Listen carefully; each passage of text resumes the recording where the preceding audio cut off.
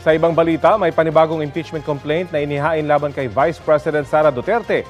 Kaugnay ito sa panunuhol umano ng bise sa ilang opisyal ng DepEd at pagwaldas umano sa pondo ng bayan. Wala pang bagong sagot ang bise pero dati na niyang itinanggi ang mga alegasyon sa kanya.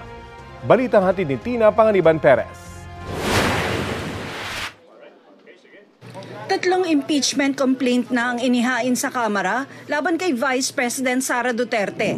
Tumatayong complainant sa ikatlong reklamo ang mga pari, abogado at miyembro ng NGO. We believe BP Sara committed something illegal and something immoral against the Filipino people.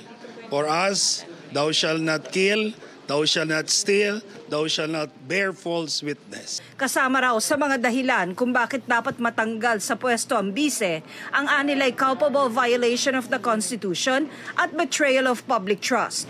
May kaugnayan pa rin ito sa mali umanong paggamit ng bise sa confidential funds. This is based on the results of the committee hearings done by Congress. This is based on the facts that the disbursements of the confidential funds, the disbursements were not properly done.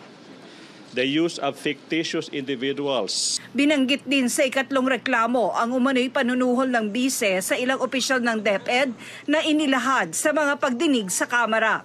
Tanong ng mga complainant, kung hindi i-impeach si Vice President Duterte, ano raw ang pipigil sa ibang opisyal ng pamahalaan sa paglustay sa pera ng taong bayan?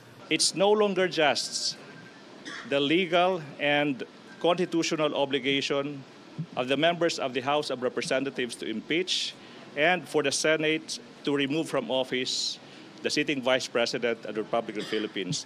It has now become their moral obligation to do so.